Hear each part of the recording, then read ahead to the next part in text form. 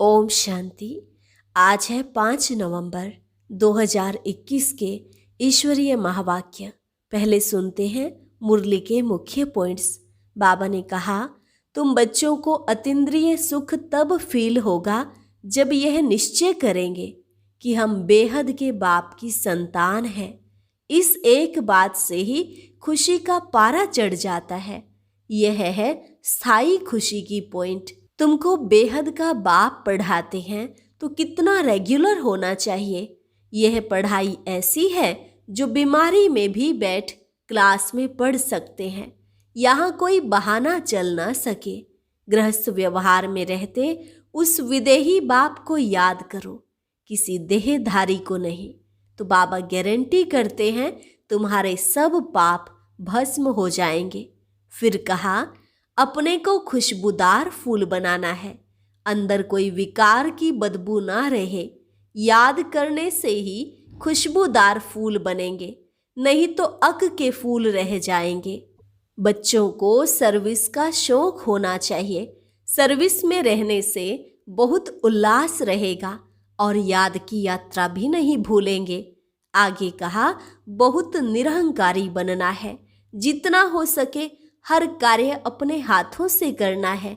कायदे के विरुद्ध कोई काम नहीं करना। और लास्ट में बाबा ने कहा, भले शादी में जाओ, तीर्थों पर जाओ, बाबा मना नहीं करते, लेकिन सर्विस के लिए जाओ। यज्ञ की सर्विस तो खुशी से करनी चाहिए। इसमें बहुत भारी कमाई है। कमाई का फखुर रहना चाहिए।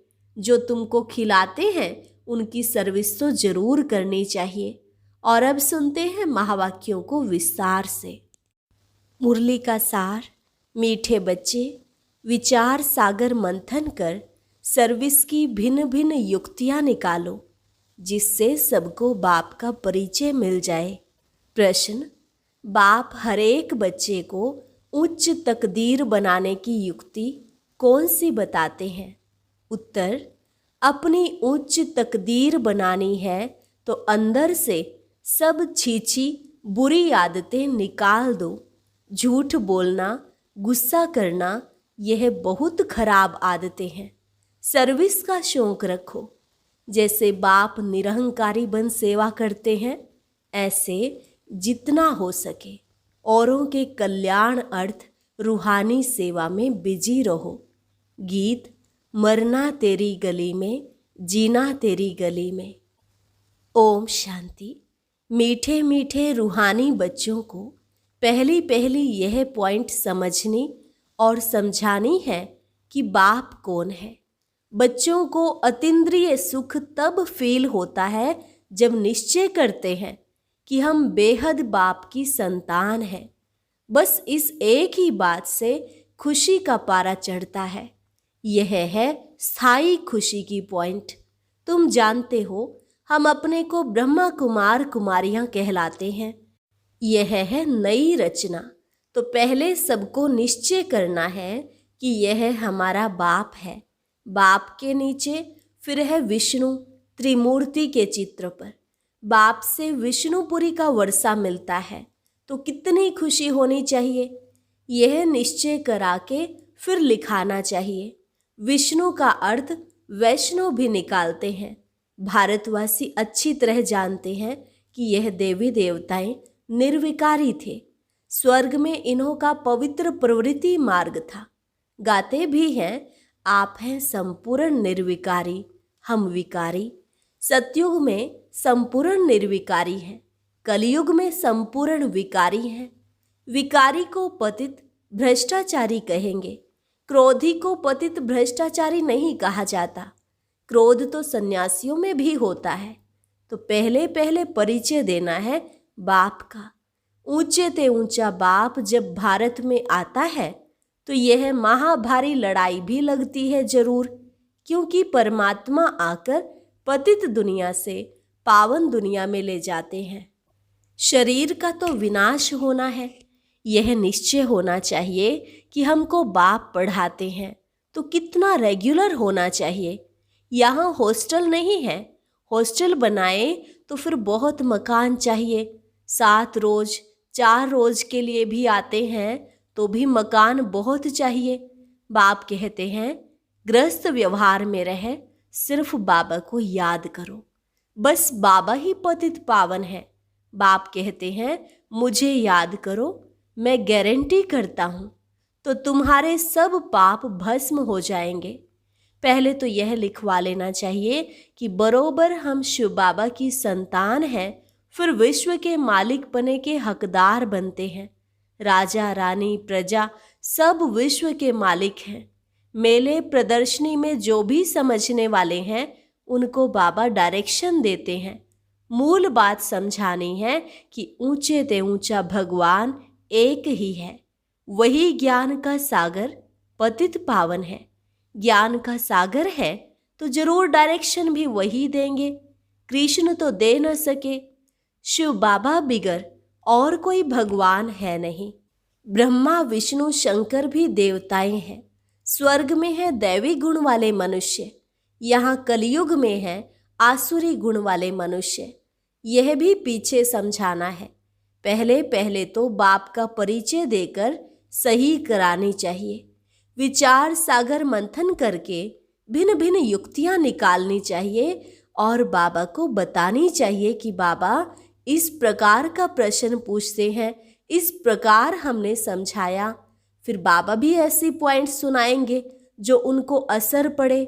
बाबा को सर्वव्यापी अथवा कच्छमच अवतार कहना यह भी गलानी है, इसलिए बाबा का परिचय देना है।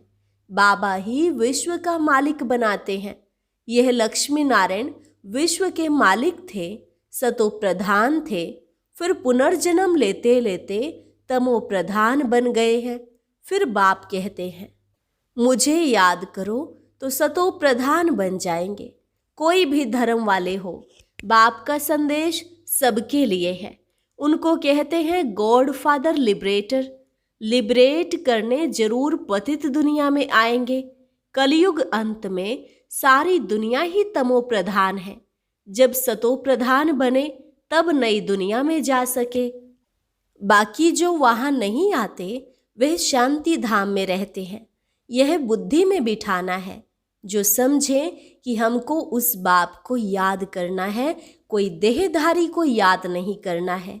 बाप है ही विदेही, विचित्र, और सबके चित्र भिन्न भिन्न हैं। कोई को समझाने का शौक रहना चाहिए। प्रदर्शनी में बहुत लोग आते हैं, सेंटर पर इतने नहीं आते हैं। सर्विस में रहने से बच्चों को बहुत उल्लास रहेगा। यहाँ बाप को घड़ी घड़ी भूल जाते हैं।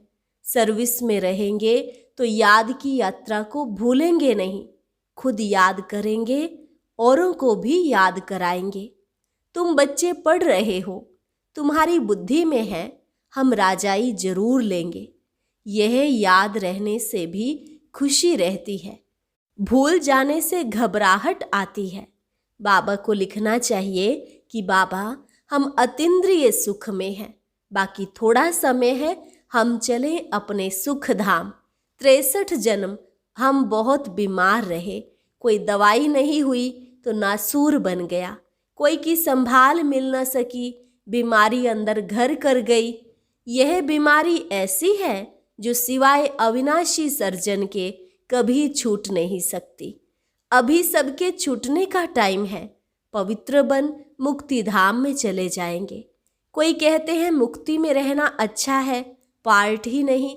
जैसे नाटक में किसने थोड़ा पार्ट कर लिया तो उनको हीरो हीरोइन अथवा ऊंचा पार्टधारी नहीं कहेंगे। बाप समझाते हैं जितना हो सके बाप को याद करो तो पक्के हो जाओ। याद भूलनी नहीं चाहिए। मुख्य है एक बाप, बाकी यह छोटे छोटे चित्र हैं समझाने के लिए। इनसे सिद्ध करना है शिव शंकर एक नहीं, बाकी सूक्ष्म वतन में कोई बात होती नहीं। अभी तुम समझते हो ये सब है भक्ति मार्ग। ज्ञान देने वाला है एक बाप, वह देते हैं संगम पर। यह पक्का करो। भारतवासियों को तो कल्प कल्प स्वर्ग का वर्षा मिलता ही है। 5000 वर्ष की बात है, वह फिर लाखों वर्ष कह देते हैं। वह कहते सिर्फ कलयुग लाखों वर्षों का है और हम कहते यह सारा चक्र ही 5000 वर्ष का है। गपोड़ा कितना बड़ा लगाया है। बुलाते हैं, हे पतित पावन। कृष्ण को पतित पावन तो नहीं कहेंगे। कोई भी धर्म वाला कृष्ण को लिबरेटर नहीं कहेंगे। हे पतित पावन करके पुकारते हैं तो बुद्धि ऊपर चली जाती है, फिर भी समझते नहीं। माया का कितना अंधियारा है, गफलत में पड़े हैं। कहते हैं शास्त्र अनादि है, परंतु सतयुग त्रेता में यह होते नहीं। यह पढ़ाई ऐसी है जो बीमारी में भी बैठ क्लास में पढ़ सकते हैं। यहाँ बहाना चल न सके। गऊ बहुत अच्छी होती है, कोई तो लात भी मार देती है। यहाँ भी जिसमें क्रोध है तो अहंकारवश लात भी मार देते हैं, डिससर्विस कर देते हैं। कोई भी अवगुण नहीं होना चाहिए, परंतु कर्म बंधन ऐसा है जो उच्च पद पाने नहीं देते। बाप ऊंची तकदीर बनाने का रास्ता बताते हैं, परंतु कोई नहीं बनाएंगे तो बाप क्या करे। बहुत भारी कमाई है, कमाई का फखुर रहना चाहिए। कमाई नहीं करेंगे तो परिणाम क्या होगा। कल्प कल्प ऐसा हाल होगा। बाप तो सबको सावधानी देते हैं, इंसल्ट नहीं करते। बच्चों में कोई छीछी आदत नहीं होनी चाहिए। झूठ बोलना बड़ा खराब है। यज्ञ की सर्विस खुशी से करनी चाहिए। बाबा के पास आते हैं तो बाप इशारा करते हैं, सर्विस करो। जो तुमको खिलाते हैं उनकी सर्विस जरूर करनी चाहिए। सेवा करना बाप सिखलाते हैं। देखो, ऊंचे ते ऊंचा बाप भी कितनी सेवा करते हैं। जो काम अज्ञान में भी नहीं किया वह भी करना पड़े। इतना निरहंकारी बनना है। कायदे के विरुद्ध कोई काम नहीं करना है। जितना हो सके औरों के कल्याण अर्थ सब कुछ हाथों से करना पड़े। लाचारी हालत में कुछ कराया वह और बात है। अपने को निरहंकारी निर्मोही बनाना है। बाबा की याद बिगर किसका कल्याण हो न सके। जितना याद करेंगे उतना पावन बनेंगे। याद में ही विघ्न पड़ते हैं, ज्ञान में इतने विघ्न नहीं पड़ते। ज्ञान की तो अनेक पॉइंट हैं। बाप को याद करने से खुशबूदार फूल बनेंगे। कम याद करेंगे तो रतन ज्योत बनेंगे। अक के भी फूल होते हैं, तो अपने को खुशबूदार फूल बनाना चाहिए। कोई बदबू नहीं होनी चाहिए। आत्मा को खुशबूदार बनाना है। इतनी छोटी बिंदी में सारा ज्ञान भरा हुआ है। वंडर है। सृष्टि एक ही है, ऊपर व नीचे सृष्टि नहीं है। त्रिमूर्ति का अर्थ भी तुम जानते हो। उन्होंने सिर्फ नाम रख दिया है त्रिमूर्ति मार्ग। कोई ब्रह्मा को ही त्रिमूर्ति कह देते हैं।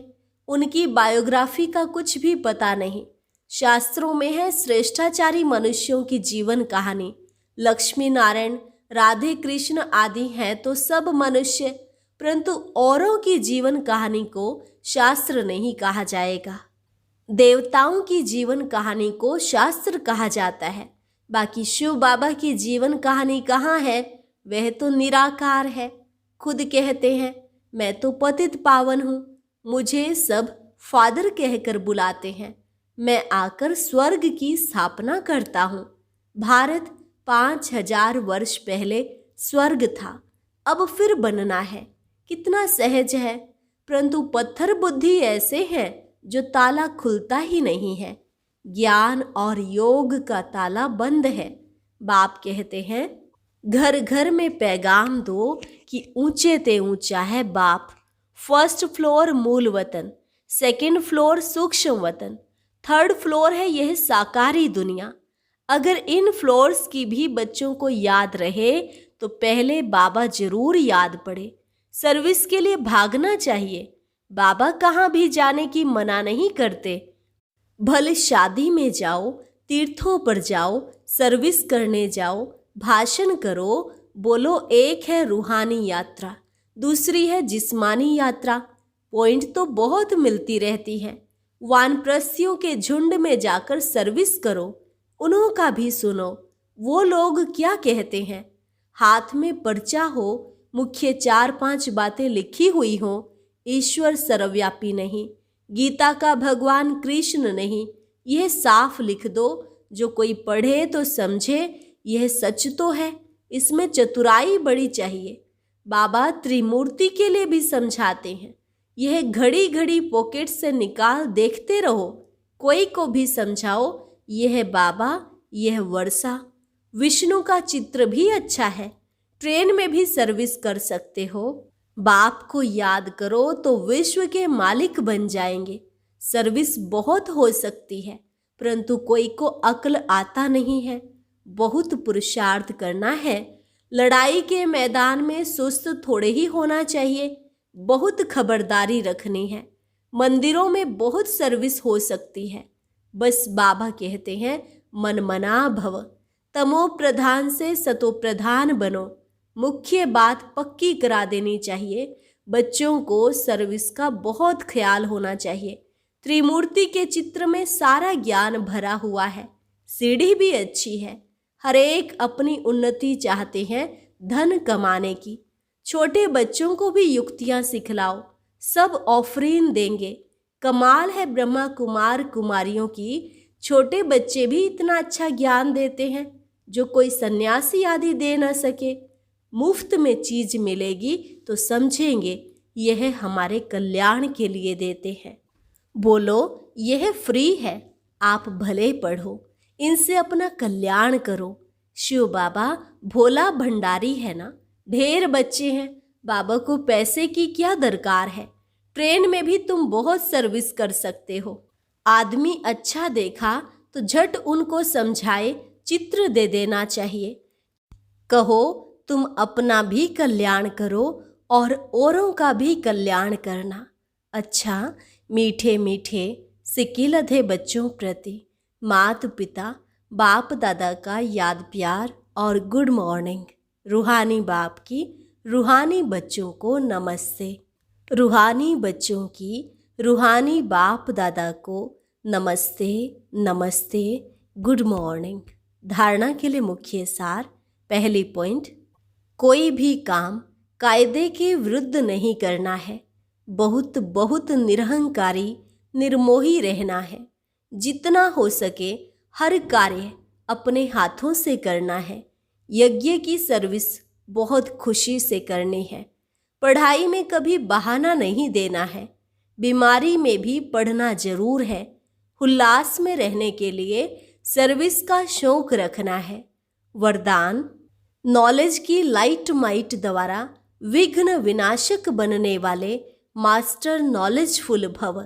नॉलेज की लाइट माइट द्वारा विघ्न विनाशक बनने वाले मास्टर नॉलेजफुल भव।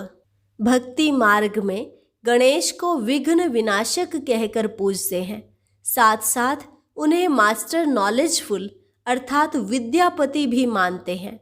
तो जो बच्चे मास्टर नॉलेजफुल बनते हैं वे कभी विघ्नों से हार नहीं खा सकते, क्योंकि नॉलेज को लाइट माइट कहा जाता है, जिससे मंजिल पर पहुंचना सहज हो जाता है। ऐसे जो विघ्न विनाशक हैं, बाप के साथ सदा कंबाइंड रहते हुए नॉलेज का सिमरण करते रहते हैं, वे कभी विघ्न हार नहीं बन सकते। स्लोगन, अंदर बाहर जो भी बुराइयां हैं उन्हें संपूर्ण विल कर दो तो विल पावर आ जाएगी। अंदर बाहर जो भी बुराइयां हैं उन्हें संपूर्ण विल कर दो तो विल पावर आ जाएगी। अच्छा, ओम शांति। आज की अव्यक्त मुरली जरूर सुने। उसके लिए ऊपर दिए गए बॉक्स को टच करें।